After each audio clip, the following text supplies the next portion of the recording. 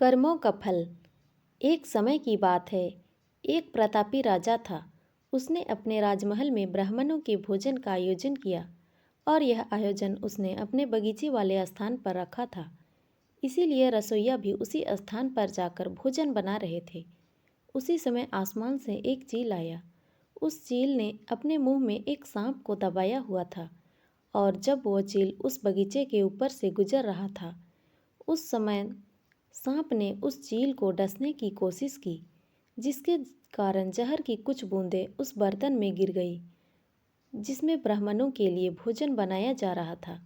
लेकिन वो उस रसोइये को इस बात का पता नहीं चला।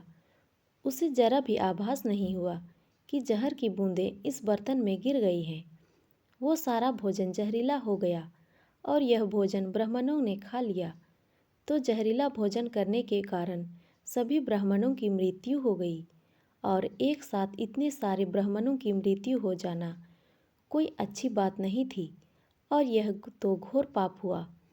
अब भगवान के सामने यह प्रश्न उठा कि इस पाप की सज़ा किसको दे दी जाए, उस राजा को या जिससे इस भोजन का आयोजन किया था।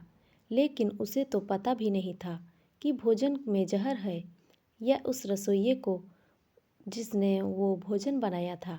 परंतु वो भी इस बात से अनजान था कि यह भोजन जहरीला हो चुका है।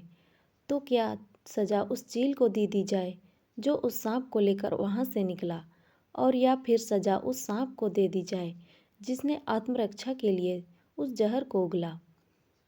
तो यह बड़े असमंजस की स्थिति बन गई कि आखिर इतने बड़े घोर पाप की सज़ा किसको दे दी जाए। तो इस कर्म की सज़ा के लिए काफ़ी दिन बीत गए। फिर एक दिन कुछ ब्राह्मण उस नगर में आए और उन्होंने एक महिला से राजमहल का पता पूछा। उस महिला ने राजमहल का पता बता दिया। लेकिन पता बताने के बाद उस महिला ने उन ब्राह्मणों से कहा कि आप जा तो रहे हैं राजमहल, लेकिन थोड़ा संभल कर जाना, क्योंकि ये राजा है, ये ब्राह्मणों को भोजन में जहर मिला कर देता है। उस महिला को इतना कहते ही भगवान ने कहा कि इस कर्म के फल का अधिकारी मुझे मिल गया है। तो सभी ने भगवान से पूछा कि वो कौन है। तो भगवान ने कहा कि इस महिला को इस कर्म की सज़ा दे दी जाए।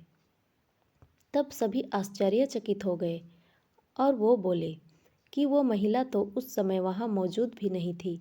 ना तो उसने जहर मिलाया, ना उसने भोजन पकाया और ना ही उसने उन ब्राह्मणों को भोजन कराया। फिर इसकी सज़ा उसे क्यों दे रहे हैं। तब भगवान ने कहा कि किसी भी कर्म का आनंद जो सबसे ज़्यादा लेता है, उसी को उसका फल भुगतना पड़ता है। इस पूरे कर्म में ना रसोइये को आनंद की अनुभूति हुई, ना राजा को आनंद की अनुभूति हुई, ना सांप को हुई और ना उस चील को हुई। लेकिन इस घटना से सबसे ज़्यादा आनंद और सबसे ज़्यादा रस इस महिला को ही मिला है। इसीलिए इस कर्म की सज़ा इसे ही भुगतनी पड़ेगी। तो दोस्तों, इस कहानी से हमें यह शिक्षा मिलती है कि कर्म के फल की व्याख्या इतनी आसान नहीं है। शब्द ही हमारे कर्म हैं।